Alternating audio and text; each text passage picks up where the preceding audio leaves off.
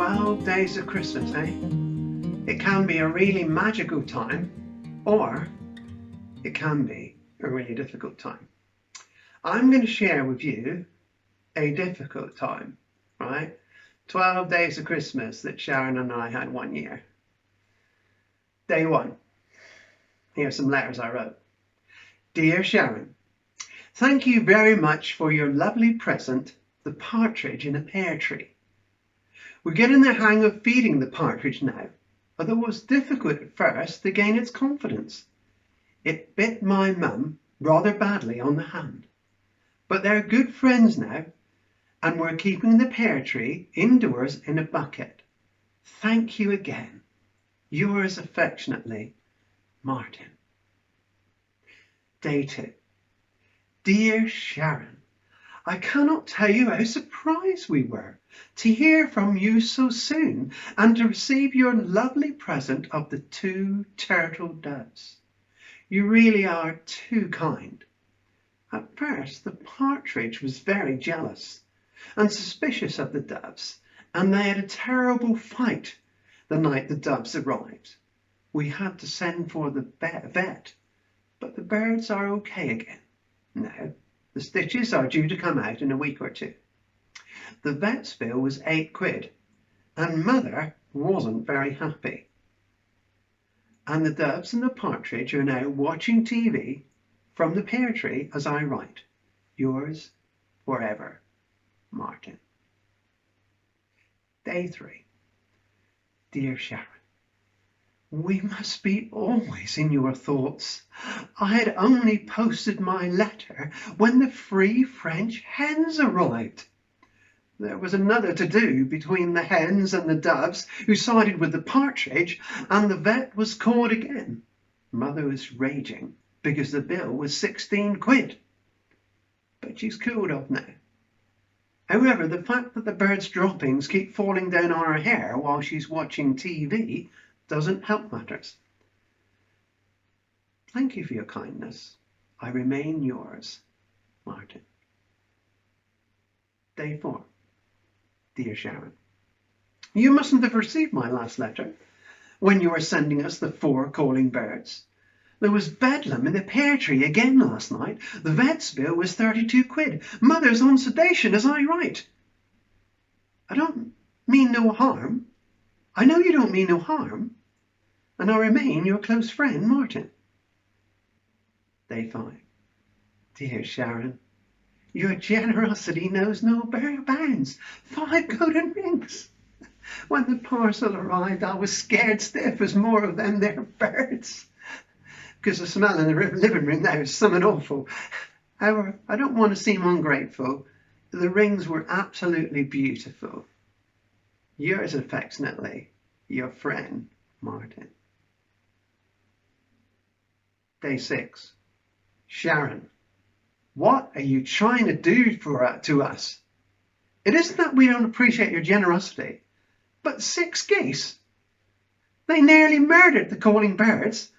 They're laying their eggs on top of the pear tree right on the vet's head. His bill was £68 in cash. Mother's now on Valium and talking to herself like a parrot. You must keep your feelings in check, Martin. Day 7. Sharon, we are not amused by your little joke.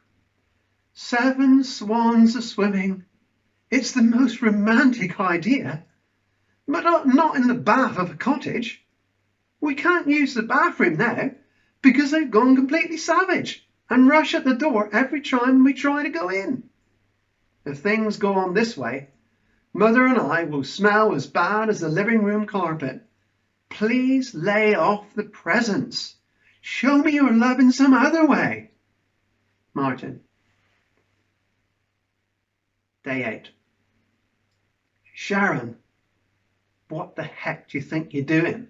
Sending 8 hefty maids of milking to eat us out of house and home. Their cattle are all over the front lawn and have trampled Mother's prize roses to death. Last night, the swans invaded the living room in a surprise attack and the ensuing battle between them and the calling birds, the turtle doves, the French hens and the partridge made the House of Commons arguing over Brexit seem like quietness in an old-fashioned library. Mother is downing a bottle of whiskey as I write, as well as Valium. I'm proper upset with you. Martin. Day 9. Listen, you idiot. There's enough pandemonium in this place night and day without 9 drummers drumming. While the 8 flaming maids of milking are beating my poor mother out of her kitchen and gobbling everything in sight, I'm warning you, you're making an enemy of me now. Martin. Day 10. Listen, manure head. You know I can't stick bagpipes, and you've sent me 10 pipers piping. They tormented us all last night, and they were aided in their evil work by those maniac drummers. And it wasn't a pleasant sight looking out of the window to see 8 hefty maids of milking dancing a jig to the music. Mother has just finished her 3rd bottle of whiskey on top of a double dose of Valium.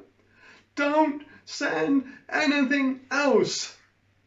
Martin Bungham. Day 11. You've destroyed mine and Mother's happy home. If it wasn't enough to have 8 maids of milking dancing a jig in music on the front lawn, but they now have been joined by your friends, the 11 lords a-leaping. And the antics of the whole lot of them would leave the most decadent days of the Roman Empire looking like a tea party in the vicarage. Wait till I send your present, you silly old cow. Day 12. Listen, slurry head, you've ruined our lives. The 12 maids dancing turned up last night and beat the living daylights out of the 8 maids of milking because they were found carrying on with 11 lords of leaping. Meanwhile, the swans got out of the living room and they were where they were hiding and had a big battle and savaged the lords and the maids. There was 8 ambulances here last night along with the local police, the fire brigade and even the Coast Guard. Mother's in the home for the bewildered, and I'm sitting here up to my neck in birds' droppings, blood, feathers, empty bottles of whiskey, while the flaming cows are eating the leaves on the pear tree. I'm a broken man.